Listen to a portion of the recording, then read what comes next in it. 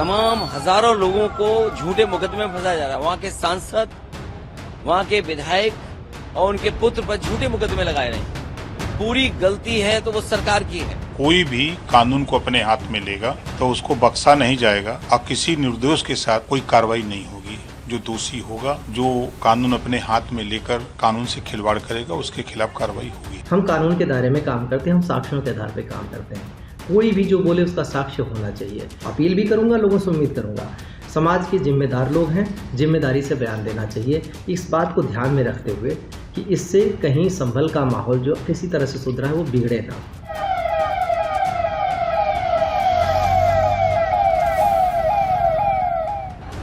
संभल में हुई हिंसा के बाद से पुलिस लगातार उपद्रवियों के खिलाफ एक्शन ले रही है। पुलिस की ओर से पत्थरबाजों के कई सीसीटीवी फुटेज भी जारी किए गए हैं।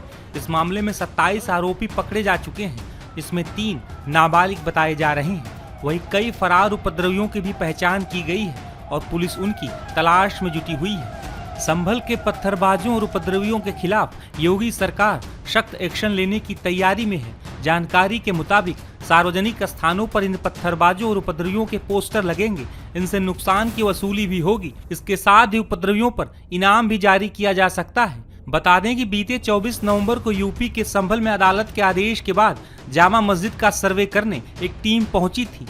सर्वे करने वाली टीम के साथ कई आला अधिकारी और बड़ी संख्या में पुलिस बल भी थे। हालांकि सर्वे के दौरान ही मस्जिद के आसपास के इलाकों में भारी बवाल मच गया था। इस दौरान हजारों की संख्या में इकट्ठा हुए उपद्रवियों ने नारेबाजी के साथ साथ पत्थरबाजी भी की थी। वहीं इस हंगामे के दौरान 4 लोगों की मौत हो गई थी। संभल में हुए इस उपद्रव के दौरान पुलिस ने लाठीचार्ज के साथ साथ आंसू गैस के गोले भी छोड़े थे। वहीं मुरादाबाद मंडल के कमिश्नर आंजनेय कुमार सिंह ने उपद्रवी तत्वों के खिलाफ बड़ी कार्रवाई करने की बात कही।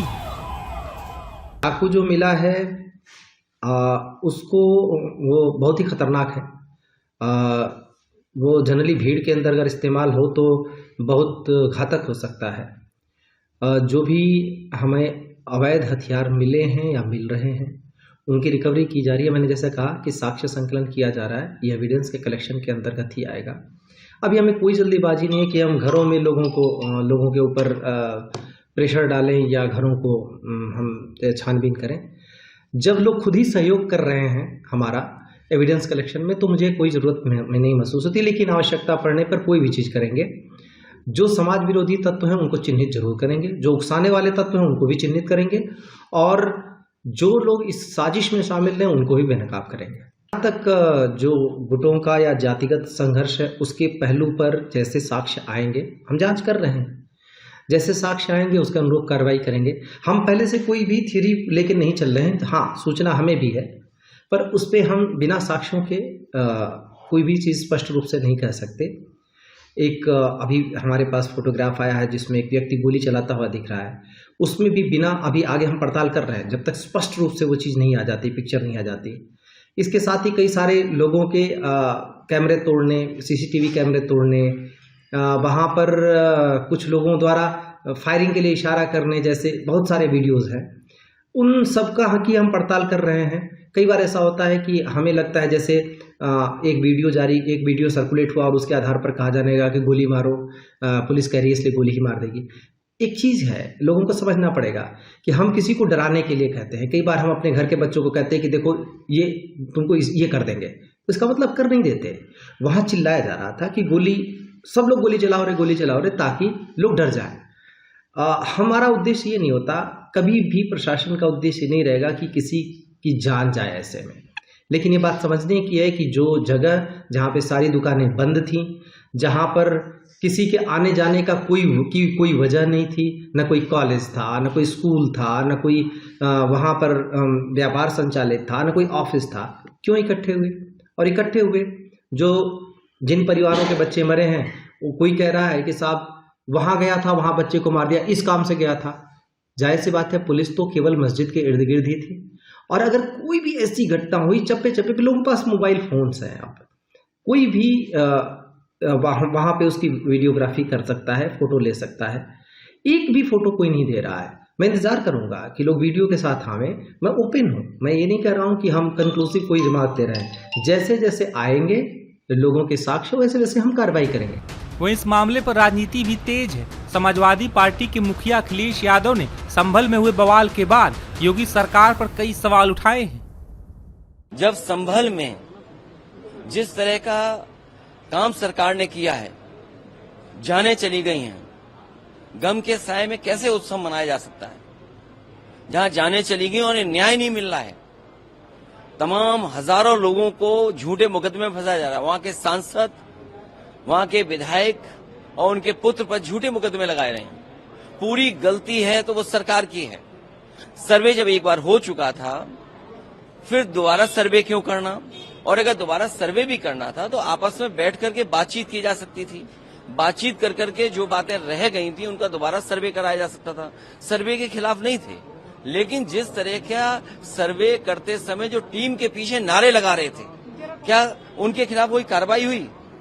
क्या सर्वे के साथ और सर्वे टीम के साथ बीजेपी के कार्यकर्ता थे जो भड़का रहे थे? क्या उनके पास ऊपर कार्रवाई हुई? क्या उनको गिरफ्तार किया गया? क्या उनको जेल भेज दिया गया? विपक्ष न जाए वहां पे। वहां पर जो लोग परेशानी और तकलीफ में हैं, उनकी बात न सुन पाए, इसलिए इंटरनेट बंद है। वहां पर कोई जा नहीं सकता है। संभल में हुई हिंसा और उसके बाद हो रही कार्रवाई के बाद बीजेपी की ओर से भी लगातार बयान सामने आ रहे हैं। बीजेपी विधायक राजेश चौधरी ने अखिलेश के आरोपों का जवाब दिया है।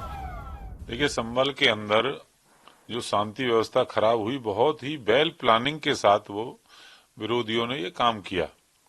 संभल में इतना बड़ा इशू नहीं था कि ये दंगा इस तरह भड़क जाता, सार्वजनिक संपत्ति को नुकसान पहुंचाया, गरीब लोग उसमें हताहत हुए। तो ये सरकार का कदम सराहनीय कदम है। कोई भी व्यक्ति उत्तर प्रदेश के अंदर कानून व्यवस्था को यदि हाथ में लेगा तो सरकार उसके साथ ठीक से निपटेगी। अब किसी की संपत्ति का नुकसान हुआ है, किसी की गाड़ी जला दी, किसी का घर जला दिया, किसी की दुकान जला दी, और जलाने वालों के खिलाफ कोई कार्रवाई नहीं हो, आइडेंटिफाई नहीं यदि वो हो पाए, तो ये कानून का राज उसको नहीं कहेंगे। एक एक को आइडेंटिफाई करके उन पे केस चलाया जाएगा और वसूली की जाएगी। जिनका नुकसान हुआ है उनको भरपाई उन्हीं से की जानी चाहिए, क्योंकि दंगा ही होता है, उसका कोई जाति धर्म नहीं होता। दंगा करने वालों के साथ यही व्यवहार करना भी चाहिए। वहां जो स्थानीय समाजवादी पार्टी के सांसद और स्थानीय समाजवादी पार्टी के जो विधायक हैं, उन दोनों के बीच, सांसद और विधायकों के बीच वर्चस्व की लड़ाई है।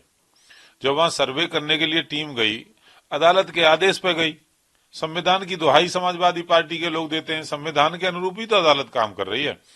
कानूनी प्रक्रिया को वहां का प्रशासन पूरा कर रहा था। प्रशासन का काम तो शांति व्यवस्था करना था। सर्वे करने की टीम तो कोर्ट ने भेजी थी। तो अब ये दोनों वर्चस्व के लिए लोगों को भड़काए, विधायक अलग, सांसद अलग, दोनों के बीच मनमुटाव जग जाहिर है। और प्लानिंग के तहत वहां हथियार मंगाए गए, वहां ईंट पत्थर मंगाए गए और पुलिस पे हमला किया गया, जिसमें सीओ को गोली लगी, जिसमें एसपी के पीआरओ को गोली लगी, कई पुलिस वाले अन्य घायल हुए। तो ये शांति व्यवस्था के दुश्मन लोग हैं समाजवादी पार्टी के लोग। इनकी राजनीतिक रोटी तभी सिकती है जब दंगा होगा।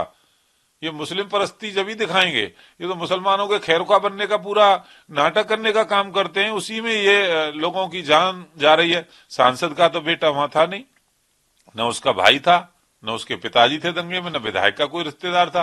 गरीब लोगों को मरवा देंगे दंगे में ले जाकर, उनको भड़का देंगे, जाकर के झूठ फैला देंगे कि खुदाई हो रही है वहां पर।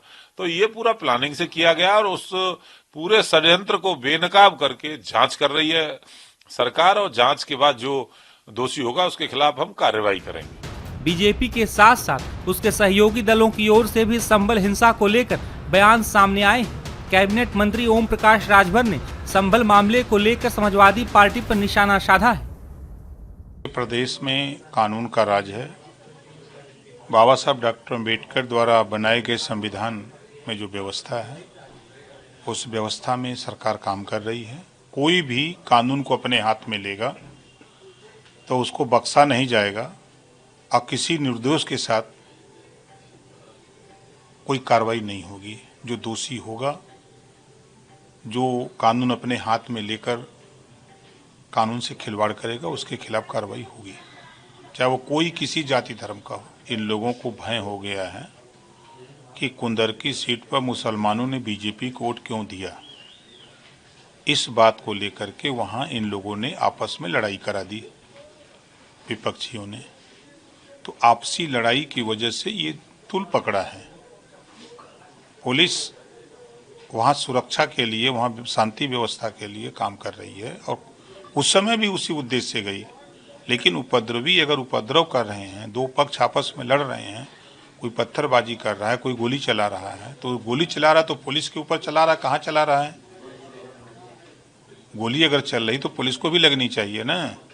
पुलिस को अगर निशाने पर लेके मार रहे हैं तो पुलिस के ऊपर तो गोली नहीं चल रही है। वो आपसी लड़ाई में इस तरह का घटना हुआ है।